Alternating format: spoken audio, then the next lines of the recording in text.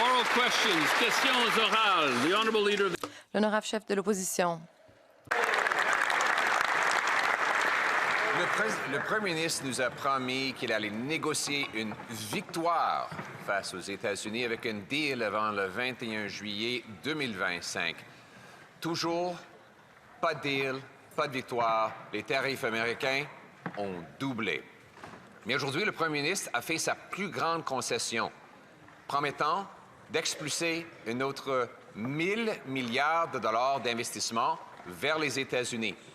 Ça veut dire moins de salaire, moins d'emplois pour les travailleurs canadiens. Pourquoi, quand le Premier ministre dîne à la Maison-Blanche, c'est toujours les travailleurs canadiens qui sont sur le menu? L'honorable leader du gouvernement à la Chambre. Président, le Premier ministre ainsi qu'un bon nombre de ses collègues sont évidemment à la Maison-Blanche aujourd'hui afin de faire avancer les intérêts des Canadiennes et des Canadiens. Je sais que l'ensemble du pays souhaite que notre Premier ministre continue de faire avancer ce dossier-là, de protéger les emplois, de bâtir le Canada et de créer des opportunités. J'espère que le chef de l'opposition est avec lui là-dessus. L'honorable chef de l'opposition. Promis une victoire. Il n'y a pas de victoire. Il promet un deal. Il n'y a pas de deal. Et maintenant, il promet 1 000 milliards de dollars d'investissement canadien aux États-Unis sans rien au retour. 1 000 milliards d'investissements, ça veut dire des mines qui ferment au Québec pour ouvrir en Pennsylvanie, des moulins qui ferment en Colombie-Britannique pour ouvrir à l'État Washington. Ça veut dire des usines en Ontario qui ferment pour ouvrir au Michigan. Pourquoi le Premier ministre a vendu les travailleurs canadiens lors de son visite à Washington? Honorable leader du gouvernement à la Chambre. Bien, Monsieur le Président, c'est absurde. Le Premier ministre était là pour, évidemment, promouvoir les intérêts canadiens. Dans ces intérêts-là, ce sont nos intérêts commerciaux, bien entendu, et premièrement, mais deuxièmement, les Canadiens sont fiers d'être de grands investisseurs à l'étranger, à récolter des profits ailleurs dans le monde, les ramener au Canada, les payer à nos pensionnaires, aux gens qui ont des pensions au Canada. Donc, je ne sais pas de quoi le chef de l'opposition parle, mais il semble qu'il ne souhaite pas une victoire du Premier ministre aujourd'hui. Ça, c'est déplorable, Monsieur le Président. L'honorable chef de l'opposition. Le Premier ministre a promis aux Canadiens qu'il allait négocier une victoire. Et je le cite. Il a promis qu'il allait avoir un accord d'ici le 21 janvier 2025, il n'a toujours pas d'accord ni de victoire et les tarifs douaniers américains ont doublé. Mais le premier ministre a fait sa plus grande concession de toutes aujourd'hui. Il a promis d'expulser donc 1 000 milliards de dollars d'investissement du Canada vers les États-Unis, ce qui fera du tort aux salaires canadiens et qui causera des pertes d'emplois. Lorsque le premier ministre va dîner à la Maison-Blanche, est-ce les Canadiens qui mangent pour le lunch? L'honorable leader du gouvernement à la Chambre. Monsieur le Président, le premier ministre et ses collègues sont à la Maison-Blanche aujourd'hui pour défendre les intérêts commerciaux du Canada, pour défendre les intérêts en matière de politique étrangère du Canada de manière plus générale. Et je crois que tous les Canadiens espèrent que ces réunions se passeront bien et notre premier ministre va très clairement défendre les intérêts des travailleurs canadiens et l'économie canadienne. J'espère que le chef de l'opposition lui souhaite aussi la victoire. L'honorable chef de l'opposition.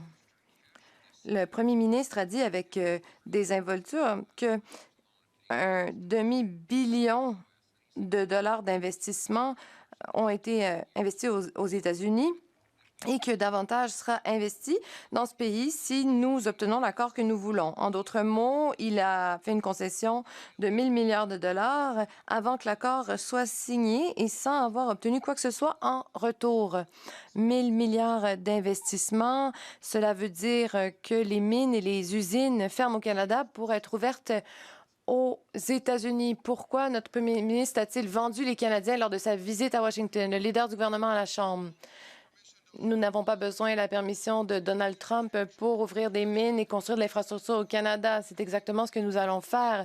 Nous allons bâtir le Canada avec des travailleurs canadiens, de l'acier canadien, de l'aluminium canadien et du bois d'œuvre canadien. Si mon collègue fait référence au fonds de pension des Canadiens dont ils sont si fiers, que nous investissons à l'étranger pour enrichir les pensions des Canadiens, eh bien, pour moi, c'est une bonne chose, honorable chef de l'opposition. Ce gouvernement a déjà admis que les fonds de pension du Canada sont mal en point et un programme géré par Brookfield a été créé par les libéraux pour tenter de rectifier la situation. Mais aujourd'hui, le premier ministre a promis au président américain que les politiques gouvernementales du Canada allaient rediriger 1 000 milliards de dollars de l'économie canadienne vers l'économie américaine dans les 5 prochaines années. Donc, c'est 2 fois pire que ce qui est arrivé dans la dernière décennie. Cela va causer une perte d'emploi et une diminution des salaires canadiens qui ont déjà du mal à joindre les deux bouts. Donc, une fois de plus, pourquoi le premier ministre a-t-il vendu les travailleurs canadiens lors de sa visite à Washington? L'honorable leader du gouvernement à la Chambre. Vous savez ce que ressentent les Canadiens lorsqu'ils voient les premiers ministres des provinces et le premier ministre dans le bureau ovale à défendre le Canada? Eh bien, ils ressentent de la fierté de voir le premier ministre défendre notre pays, défendre nos travailleurs et défendre notre secteur de l'acier. Les idées folles que pond le chef de l'opposition simplement pour se retrouver dans les journaux sont assez embarrassants, franchement. L'honorable chef de l'opposition.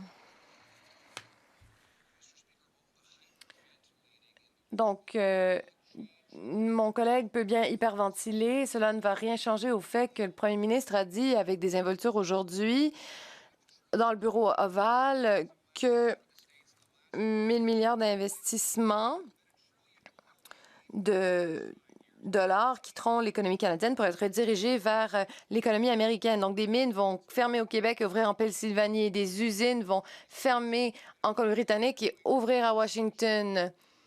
Des usines vont fermer en Ontario pour ouvrir au Michigan. Pourquoi le premier ministre a-t-il vendu les travailleurs canadiens à la Maison-Blanche? L'honorable leader du gouvernement à la Chambre. Monsieur le Président, nous disons depuis le tout début que le Canada va défendre les Canadiens avec nos propres matériaux utilisés dans nos propres projets. Nous allons ouvrir nos propres mines, ouvrir nos propres ports, construire nos propres chemins de fer. Nous allons ouvrir l'Arctique. Nous allons continuer à bâtir ce pays et obtenir un bon accord commercial pour le Canada. Et ce sera grâce à ce premier ministre, Monsieur le Président.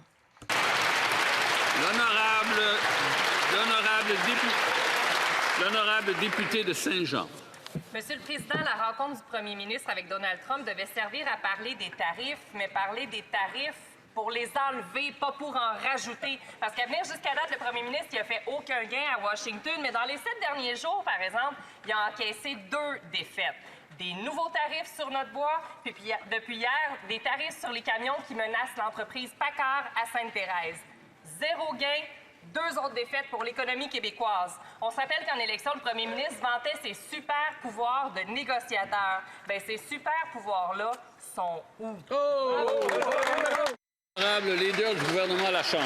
Ce que les Canadiens ont observé aujourd'hui, Monsieur le Président, c'est un premier ministre qui se tient debout pour nos industries, pour notre industrie forestière, pour notre industrie de l'acier et de l'aluminium, et oui, notre industrie manufacturière, dont des camions lourds. Monsieur le Président, notre premier ministre est à conclure, est à faire avancer des ententes commerciales très, très compliquées. Nous avons déjà le meilleur régime commercial du monde entier. Le premier ministre cherche à faire avancer et j'espère que cette députée et l'ensemble de ce Parlement souhaitent son succès. L'honorable député de Saint-Jean. Monsieur le Président, c'est assez difficile d'imaginer qu'on est plus avancé aujourd'hui dans le dossier des tarifs. Le point de presse entre le premier ministre et Donald Trump a moins parlé d'économie que des lubies du président, comme les déploiements de la Garde nationale à Chicago. Mais pendant ce temps-là, par exemple, chez nous, les tarifs y augmentent au lieu de réduire. Les travailleurs d'industrie comme le bois et la construction de camions, ils craignent pour leur avenir.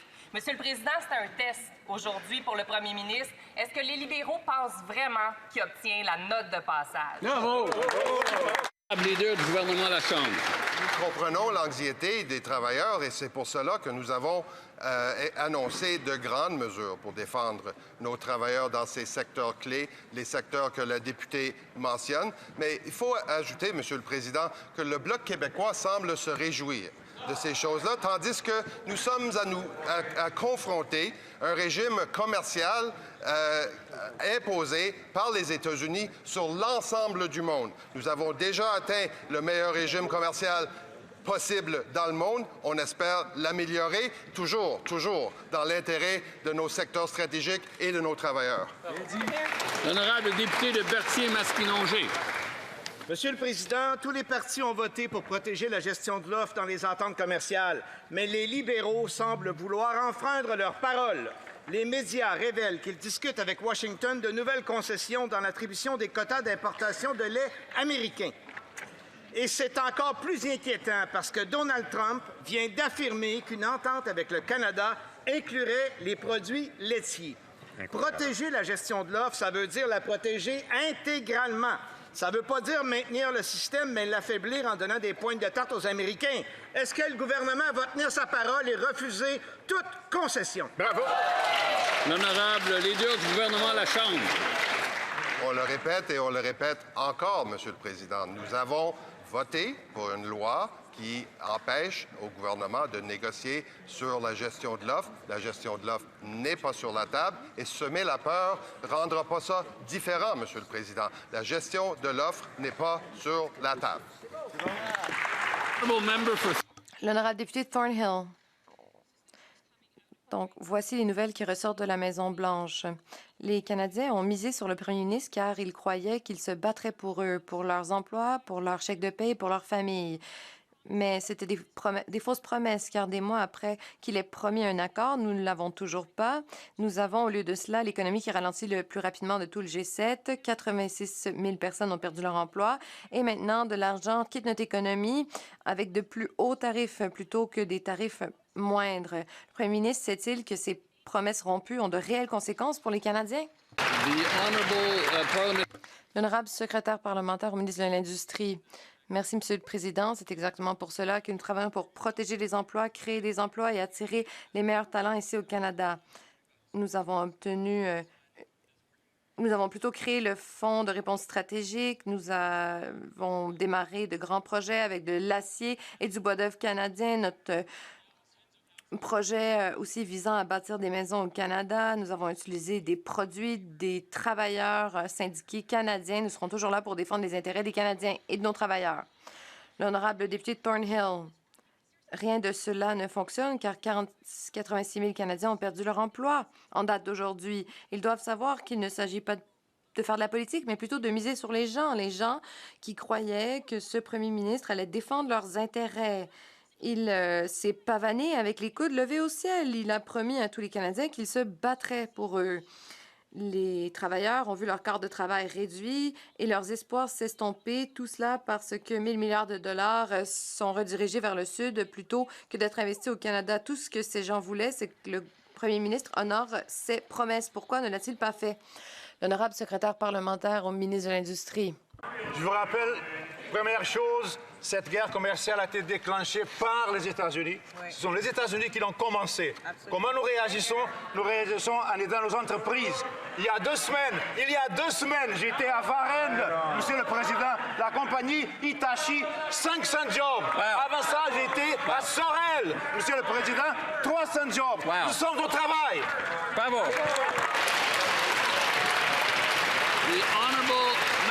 L'honorable député de Calgary-Est. Le premier ministre est à Washington et supplie les coûts de baisser, de rediriger des milliards de dollars aux États-Unis. Il a promis de conclure un accord d'ici le 21 juillet, mais nous sommes déjà au mois d'octobre et pas d'accord en vue.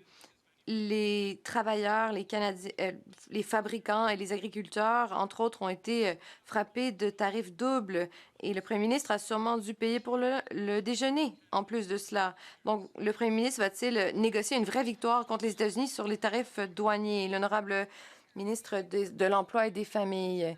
Les Canadiens ne faisaient pas d'illusions. Ils savaient que ceci n'allait pas être facile, mais les Canadiens ont choisi un premier ministre... Pardon, collègue, je n'entends pas. Je m'excuse, je n'ai pas pu entendre la ministre. L'honorable ministre des Emplois et des Familles.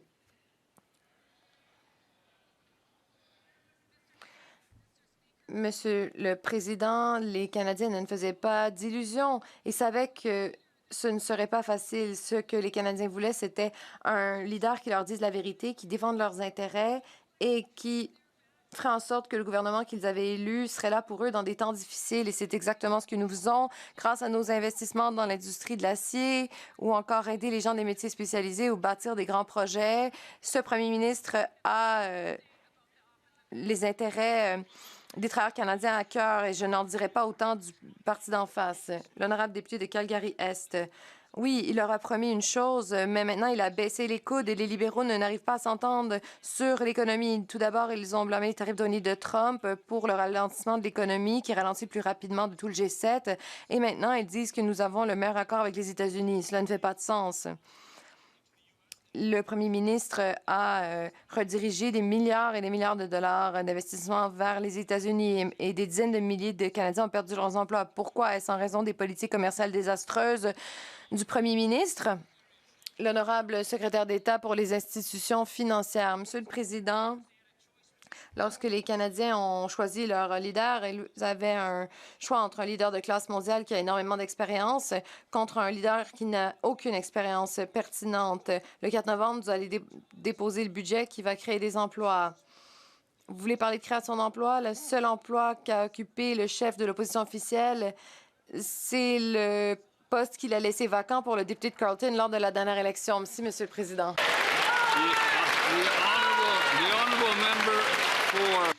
L'honorable député de Hastings-Lennox et Addington-Tyendinaga.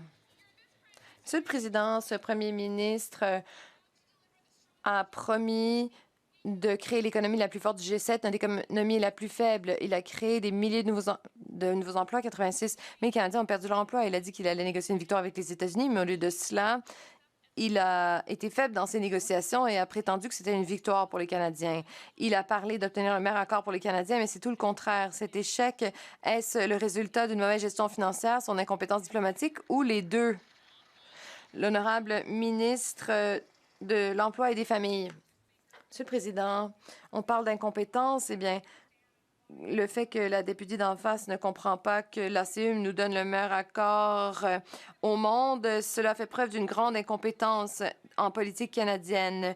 Ce gouvernement priorise le succès des Canadiens en investissant sur, ou plutôt dans les projets qui permettront de créer des emplois, ou encore lorsque vient le temps d'appuyer les Canadiens dans les bons moments, tout comme dans les moments difficiles. Les Canadiens savent que nous sommes là pour eux. Ils ne sont pas sûrs des conservateurs.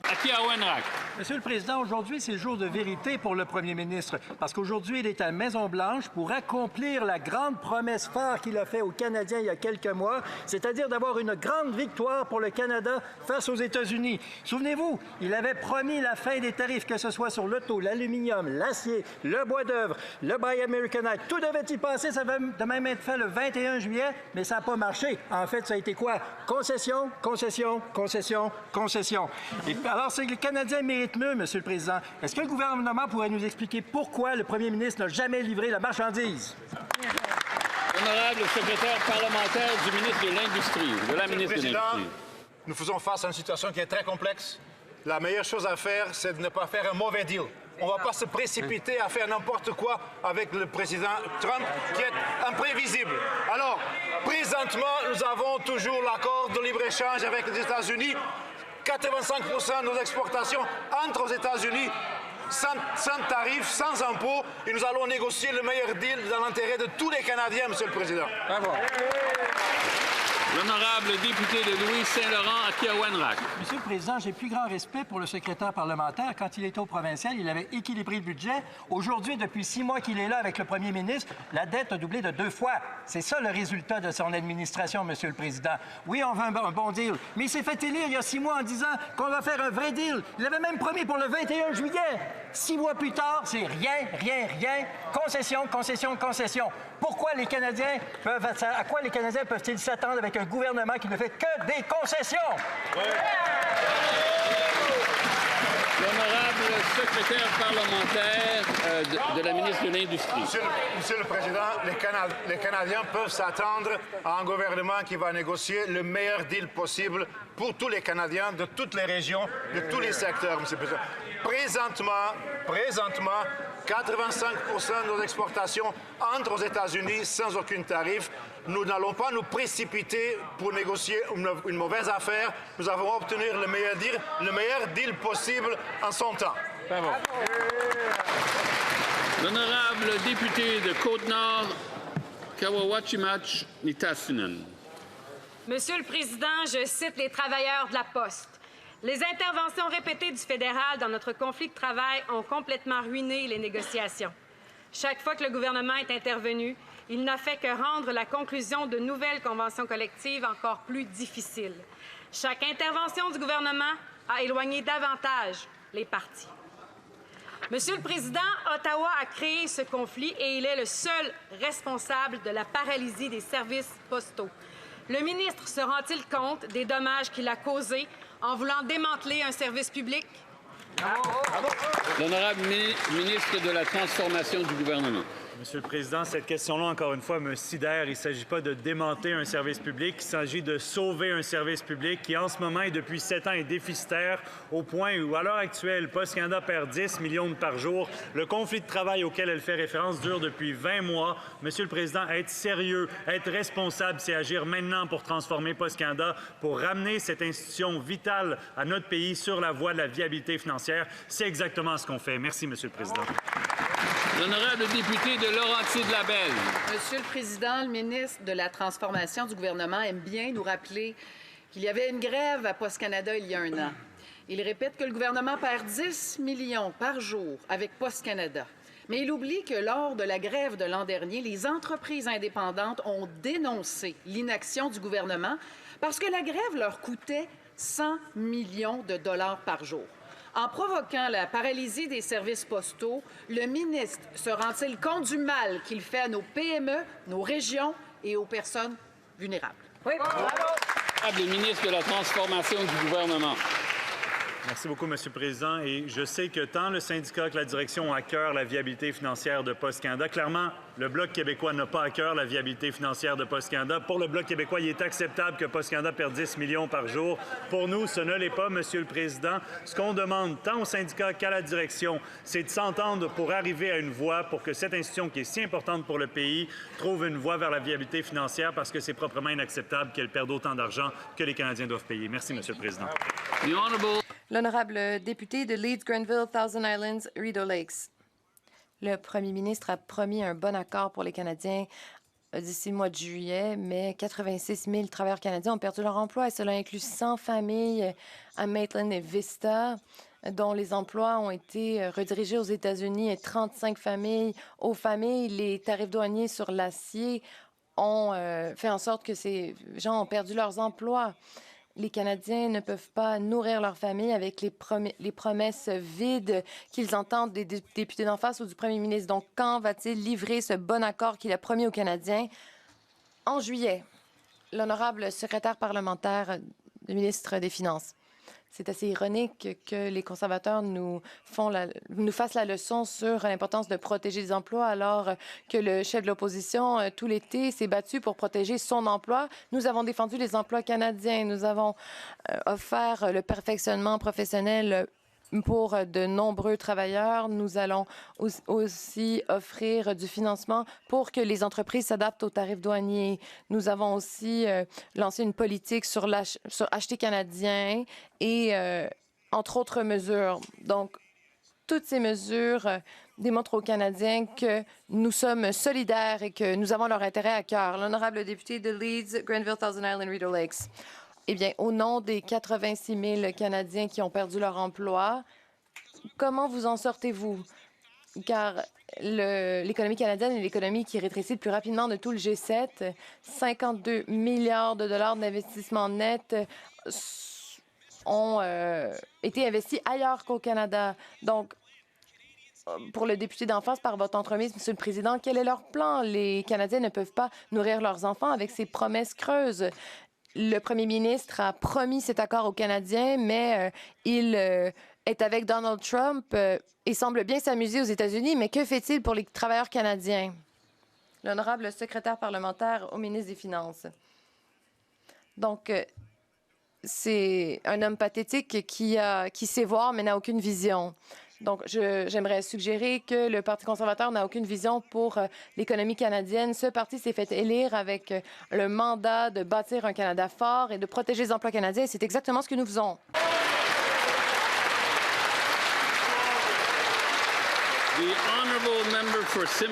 L'honorable député de Simcoe Nord.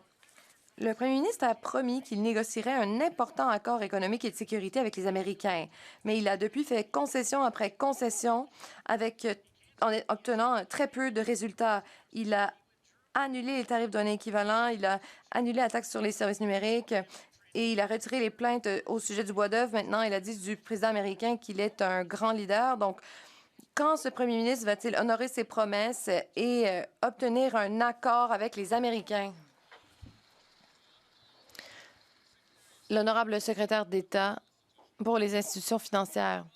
Monsieur le Président, alors que le chef du Parti conservateur était occupé à reprendre le seul emploi qu'il n'a jamais eu, nous avons traversé le Canada pour obtenir la rétroaction des Canadiens. Le 4 novembre, nous allons déposer un budget qui va resserrer les dépenses, investir davantage et permettre de créer des milliers de bons emplois. Voilà ce à quoi ressemble un gouvernement qui bâtira un Canada fort. Le député de Simcoe Nord. Monsieur le Président, un budget discipliné, c'est ce dont nous avons besoin. Le déficit a près de doublé. Il y a près de 100 000 emplois qui ont été perdus. On n'a toujours pas d'accord avec les États-Unis. Les usines automobiles arrêtent de tourner. Les entreprises manufacturières ralentissent.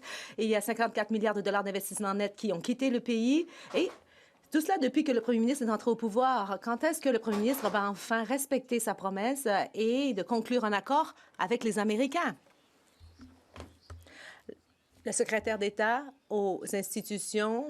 Monsieur le Président, de notre côté de la Chambre, nous avons fait du porte-à-porte et les Canadiens ont été très clairs. Ils avaient le choix entre un chef qui a une expérience de calibre international et un autre qui n'a jamais eu d'autre emploi que d'être député. Mais nous allons défendre les Canadiens. Nous allons nous doter de l'économie la plus solide parmi les pays du G7, une économie dont les Canadiens pourront être fiers. Le député de Beauce. Le premier ministre avait promis de régler les tarifs américains avant le 21 juillet.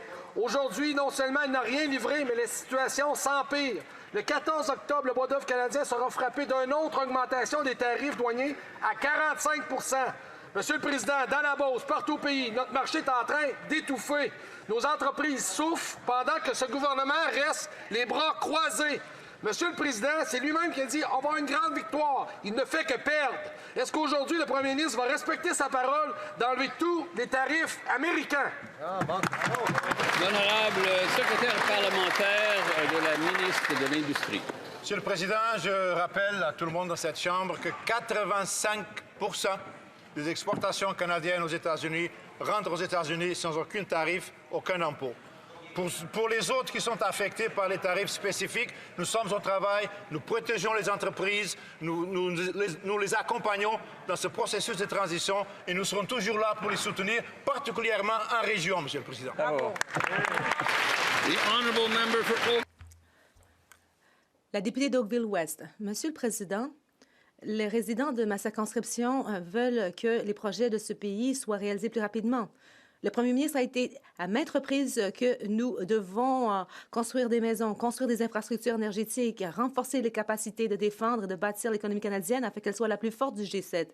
Et à compter du 4 novembre, le gouvernement du Canada présentera ses budgets à l'automne plutôt qu'au printemps. Est-ce que le secrétaire d'État à l'Agence du revenu du Canada et aux institutions financières peut informer la Chambre de ce que cela signifie pour la saison de construction et les bâtiments au Canada? Le secrétaire d'État aux institutions financières. Le parti d'en face et leur chef n'ont peut-être pas compris cela parce qu'ils étaient occupés à le faire réélire, mais l'économie mondiale a changé et le Canada doit s'adapter à cette évolution. Voilà pourquoi nous allons déposer un budget à l'automne pour donner aux provinces, aux municipalités, aux villes le temps de se préparer pour les projets qui vont édifier la nation. Et même le directeur parlementaire du budget est d'accord avec ce changement.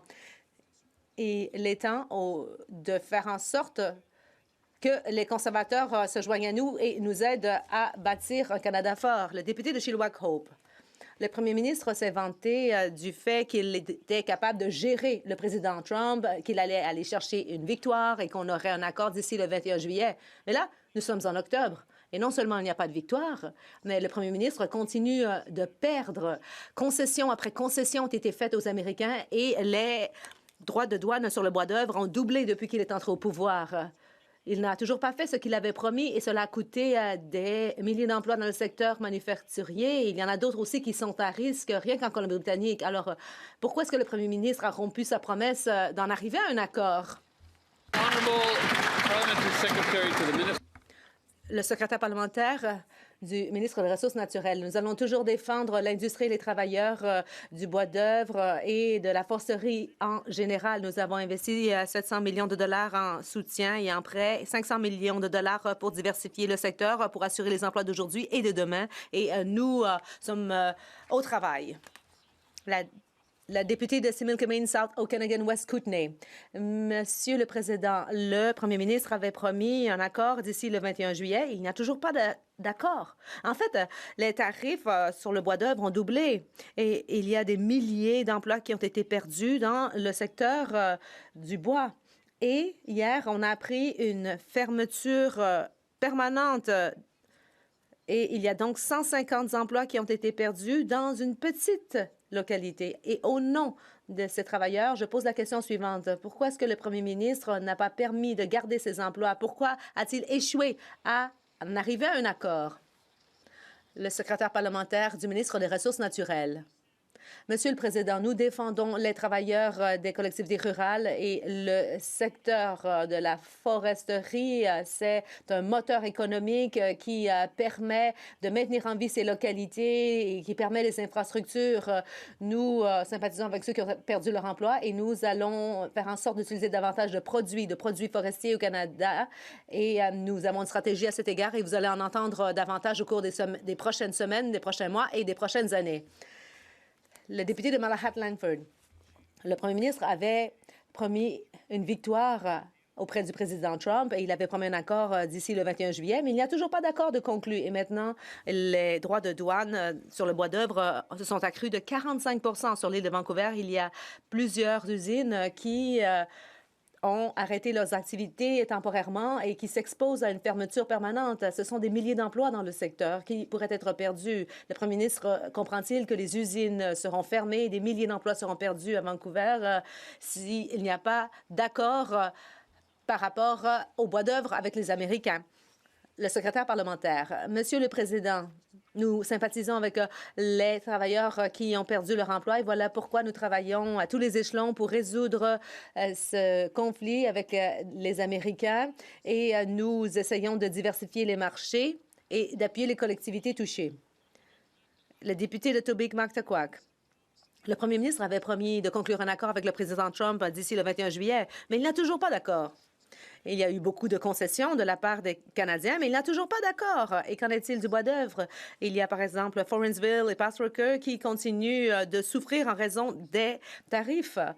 Quand le premier ministre fait face à des problèmes, eh bien, il promet de les régler en 80 jours. Mais est-ce que le premier ministre comprend que plus il échoue à en arriver à un accord, il y a des milliers d'emplois au Nouveau-Brunswick qui sont en péril?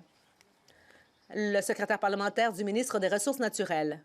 Monsieur le Président, il s'agit d'un conflit qui dure depuis longtemps et le premier ministre est résolu à s'attaquer au problème en investissant à l'avenir dans le secteur forestier et en appuyant les travailleurs en ce moment alors que nous travaillons à conclure un accord. Acheter des produits forestiers canadiens, ça fait partie de notre stratégie. Voilà pourquoi nous avons le projet Maison Canada et puis j'espère que ce sera appuyé par les députés d'en face. La députée de Calgary-Midnapore. Monsieur le Président, les libéraux continuent de rompre leurs promesses. Le premier ministre dit que le Canada va devenir une superpuissance énergétique, mais il a refusé de mettre ne serait-ce qu'un seul pipeline sur sa liste de grands projets. Et aussi, 86 000 emplois ont été perdus depuis qu'il est entre pouvoir. Ça veut dire aussi qu'il y a des milliers de personnes qui ont perdu leur emploi dans le secteur pétrolier à Calgary, rien que la semaine dernière. Ne sait-il pas que ces agissements ont de véritables conséquences pour les travailleurs canadiens? Le secrétaire parlementaire du ministre des Ressources naturelles. Monsieur le Président, je crois qu'on devrait écouter ce que la première ministre de l'Alberta a dit, ce que le premier ministre de l'Ontario a dit. Et ces premiers ministres provinciaux sont bien emballés par notre projet de faire en sorte que le Canada devienne une superpuissance énergétique, que ce soit des énergies classiques ou nouvelles. Et pour ce qui est d'Imperial Oil, mais c'est toujours une mauvaise idée de miser contre les travailleurs canadiens et nous serons là pour les aider. La députée de Calgary-Midnapore. Ce député devrait avoir honte. Il devrait avoir honte car il y a tant de concitoyens qui ont perdu leur emploi. Établir de la bureaucratie, ce n'est pas créer des pipelines. Et TC a investi aux États-Unis. Enbridge a construit 2 pipelines aux États-Unis. Mais pourquoi fait-il cela? Eh bien, le PDG a dit que le Canada a une politique qui consiste à garder le pétrole dans le sol. Et il y a 54 milliards de dollars d'investissements qui ont quitté le Canada. 86 000 emplois perdus. Est-ce que le premier ministre comprend que sa politique qui consiste à garder notre ressource dans le sol empêche les Canadiens d'avoir de bons emplois? Le secrétaire parlementaire du ministre des Ressources naturelles. Monsieur le Président, au cours des dernières années, la production des hydrocarbures s'est accrue de 6 partout au monde et chez nous, c'est 34 pendant que nous réduisions nos émissions. La députée a fait référence à une politique, mais notre politique, c'est de se montrer compétitif à l'échelle internationale et de trouver des nouveaux débouchés. Et nous allons être une superpuissance tant dans les énergies nouvelles et anciennes. Le député de Ponoka-Dinsbury. Le premier ministre a dit que le Canada allait devenir une superpuissance énergétique, mais il refuse de mettre le pipeline dans la liste des projets pour édifier la nation. Il avait promis que notre économie allait s'accroître, mais nous avons la contraction la plus rapide. Et il avait promis de créer des emplois, mais il y a 86 000 emplois qui ont été perdus depuis qu'il est entre au pouvoir. Et de plus, il y a 8 milliards de dollars qui ont été investis dans des projets pétroliers et gaziers au Canada, mais pas ici, aux États-Unis. Alors pourquoi est-ce que le premier ministre est si résolu à aider les Américains? Le leader du gouvernement à la Chambre. Bon, on oserait croire que le député de l'Alberta connaîtrait les faits. Nous avons accru notre production pétrolière tout en abaissant les émissions. Nous avons bâti un pipeline vers la côte ouest et nous avons accru nos exportations pétrolières, quelque chose que Stephen Harper lui-même n'ont jamais pu faire. Notre PIB est à la hausse et nous créons des possibilités, des débouchés pour le secteur des ressources au Canada et le député pourrait faire la différence. Le député de Ponoka-Dinsbury. Mais c'est tout faux. Les libéraux ne savent pas quoi dire au sujet de l'économie. D'une part, ils disent que les droits de douane nous font souffrir et de l'autre côté, ils disent que nous avons la meilleure situation au monde. Bon, ces deux faits sont contradictoires, mais cela ne les empêche pas de les affirmer. Mais en fait, le déficit a doublé et le Canada a la deuxième économie qui se contracte le plus parmi les pays du G7. Le taux de chômage est le plus élevé. 54 milliards de dollars ont quitté le pays et il y a 86 000 perte d'emploi. Alors, on ne peut pas se fier sur des promesses rompues. Le premier ministre n'arrive pas à faire le travail. Pourquoi ne pas s'écarter du chemin pour que les conservateurs puissent revenir et remettre le pays sur les rails? Le secrétaire parlementaire du ministre de l'Industrie. Monsieur le Président, nous sommes en temps de crise. Il est important de travailler fort pour protéger les emplois et pour attirer au pays à l'ordre.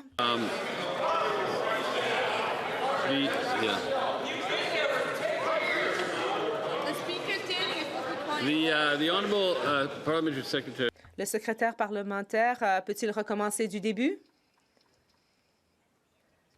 Nous avons été élus pour protéger les emplois, pour créer de l'emploi et pour avoir le taux de chômage le plus faible parmi les pays du G7. Nous travaillons là-dessus. Nous devons nous défendre par rapport aux Américains. Mais, entre-temps, nous travaillons fort avec le programme Maison Canada et aussi pour protéger le secteur de l'acier canadien et du bois d'œuvre canadien. Nous avons une nouvelle protection pour les travailleurs. Nous avons un fonds de réaction stratégique qui sera toujours là pour les Canadiens.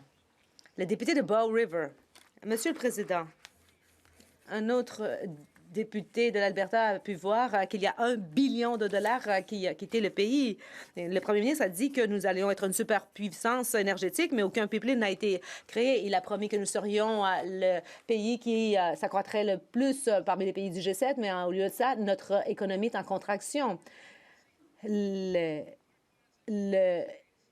entreprises privées sont en train de construire 2 pipelines, mais aux États-Unis, pas ici. Le premier ministre sait-il qu'en négligeant le secteur énergétique comme cela, on envoie de bons emplois bien rémunérés aux États-Unis?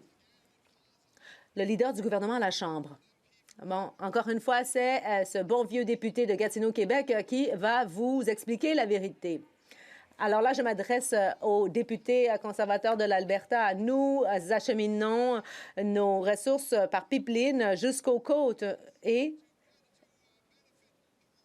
nous travaillons pour que les travailleurs du secteur des ressources de l'Alberta puissent bénéficier de nos politiques. Et si le député n'est pas d'accord, eh bien, je vais lui remettre le numéro de téléphone de Daniel Smith et il va comprendre. Pascal, restez-vous. Merci, Monsieur le Président. Nos 2 langues officielles sont un pilier fondamental de notre identité canadienne. Je suis heureux d'être entouré de collègues qui ont à cœur la vitalité de nos communautés francophones d'un bout à l'autre du pays. Et la préservation de notre langue et de notre culture débute dès le plus jeune âge et passe par une éducation en langue française de qualité. C'est pourquoi j'aimerais demander au ministre quelles mesures met en place notre gouvernement pour appuyer et renforcer l'éducation en français en contexte minoritaire au Canada. Merci, M. le Président. Honorable ministre de l'Identité et de la Culture canadienne. Merci, M. le Président. Je souhaite remercier mon collègue pour son engagement envers nos langues officielles. Notre gouvernement a déjà annoncé plus de 732 millions de dollars pour soutenir l'enseignement français au pays, du préscolaire aux études postsecondaires. Plus de 13 millions de dollars au Yukon, 15 millions de dollars au territoire du Nord-Ouest, 43 millions de dollars en Saskatchewan, 523 millions de dollars en Ontario et 133 millions de dollars dans la province du Nouveau-Brunswick. Et d'autres annonces sont à venir, M. le Président. Le bilinguisme est au cœur de notre identité canadienne et d'une grande fierté pour nous toutes et tous. L'honorable député de Chicoutimi-Le-Fjord. Monsieur le Président, les gens du secteur de l'aluminium au Saguenay attendent des résultats. Parce que tout le monde sait chez nous que le premier ministre s'est fait élire en disant que c'était l'homme de la situation pour négocier avec les Américains. Depuis qu'il est élu, les tarifs ont doublé. Malgré concession après concession, les entreprises sont toujours dans l'incertitude. Et le Canada est plus vulnérable que jamais. Est-ce qu'il faut s'attendre à ce que le premier ministre respecte sa promesse et mettre fin à tous les tarifs? L'honorable secrétaire parlementaire de la ministre de l'Industrie. Monsieur le Président, nous avons été au Saguenay, nous avons parlé aux entrepreneurs du Saguenay. La situation de l'aluminium est en effet préoccupante et nous avons des mesures, nous avons des programmes pour aider les entreprises. Entre-temps, je rappelle à cette Chambre que 85 % des exportations canadiennes entrent aux États-Unis sans aucun tarif, Monsieur le Président. Le député de Chicoutimi-Le-Fjord. Monsieur le Président, je tiens à vous dire que le déficit a doublé. 54 milliards de dollars d'investissement ont quitté le pays. 86 000 travailleurs ont perdu leur emploi. On est loin d'être le pays du G7 avec la meilleure économie. On est dernier. Nous devons créer de la richesse, mais avec ce gouvernement, on n'est pas compétitif. Le premier ministre avait promis d'enlever tous les tarifs sur tout. Pourquoi il ne respecte pas ses promesses? L'honorable secrétaire parlementaire. Monsieur le Président, il y a un vieil adage qui dit « ça prend 2 pour danser le tango ». Alors, pour éliminer les tarifs, il faut être capable de négocier avec notre vis-à-vis. Jusqu'à maintenant, cela n'a pas été nécessairement possible. Alors, nous n'allons pas nous précipiter et signer n'importe quoi. Nous allons obtenir le meilleur deal possible dans les circonstances, Monsieur le Président. Honorable member for Aurora. Le député d'Aurora Oak Ridges, Richmond Hill. Le premier ministre avait promis de négocier une victoire auprès de Trump et que ce serait fait d'ici le 21 juillet. Mais 3 mois plus tard, ce n'est toujours pas fait. Il avait dit qu'on allait jouer des coudes, mais au lieu de ça, il a baissé les bras. Nous n'avons rien reçu. Et pourtant, il a fait des concessions. Il avait promis à l'économie qui croîtrait le plus parmi les pays du G7, mais au lieu de ça, nous avons la plus forte concentration, le deuxième taux le plus élevé de chômage.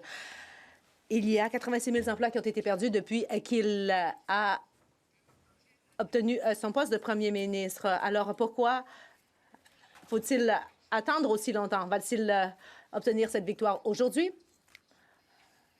Le leader du gouvernement à la Chambre. Bon, après toute cette période de questions, on peut leur pardonner parce que ça prend un peu de temps pour que les conservateurs en viennent à enfin défendre le pays.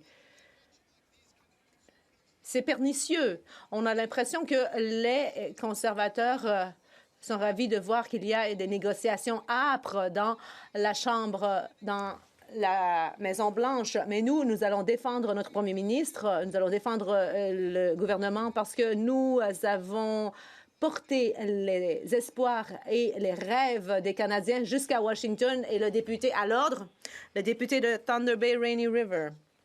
Monsieur le Président, des générations d'investissements insuffisants et de discrimination systémique ont entraîné une grave pénurie de logements sûrs et abordables pour les Autochtones et les habitants du Nord. Est-ce que le ministre peut dire à la Chambre comment notre nouveau gouvernement collabore avec le leadership autochtone pour combler cette lacune en termes d'infrastructure et pour que cela se traduise en de nouvelles maisons pour les Autochtones et les habitants du Nord?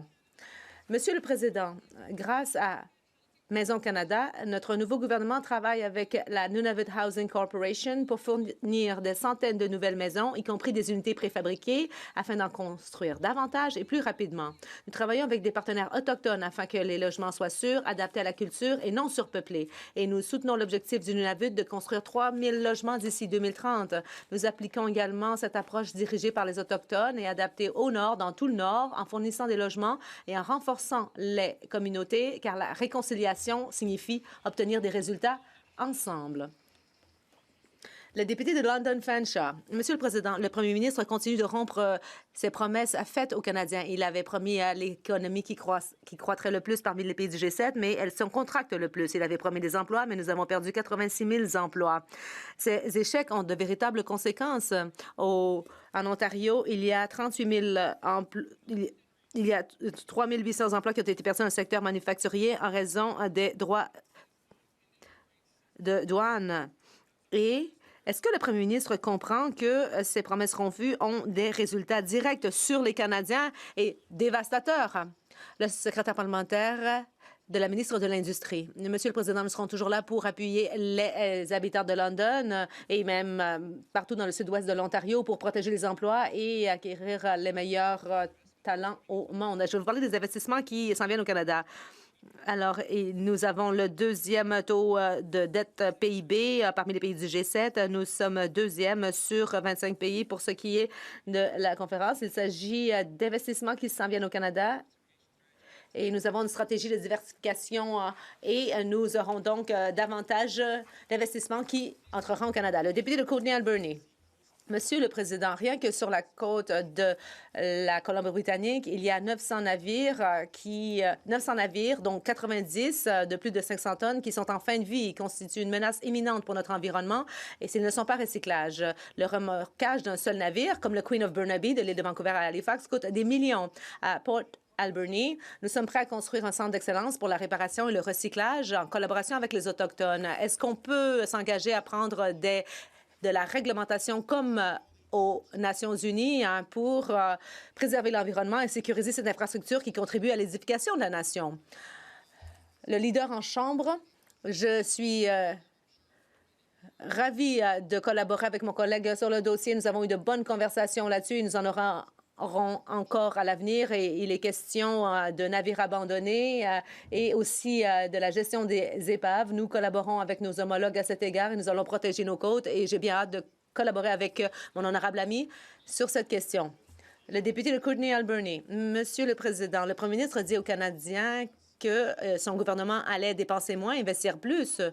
Mais les libéraux, eux, avaient promis de faire en sorte que la santé mentale ferait partie intégrante du réseau de santé. Et les libéraux se sont détournés de cette promesse. Mais cela permet de sauver des vies. Et les problèmes de santé mentale qui ne sont pas traités coûtent 50 millions de dollars à chaque année à notre économie. Alors, n'est-il pas temps de reconnaître qu'il est temps d'investir dans la santé mentale dont ont besoin les Canadiens à titre de projet d'édification de la nation? La ministre de la Santé. Merci le collègue pour sa question. La santé mentale est au cœur des préoccupations de ce nouveau gouvernement et nous ferons tout ce que nous pouvons pour supporter la santé mentale des Canadiens. D'ailleurs, nous avons en place un programme pour la santé mentale des jeunes à travers le Youth Integrated Services qui donne beaucoup de support aux jeunes Canadiens. Merci. I wish to draw the attention of members. Je désire attirer l'attention des députés vers la présence dans la tribune de l'honorable président de l'Assemblée législative de la Saskatchewan.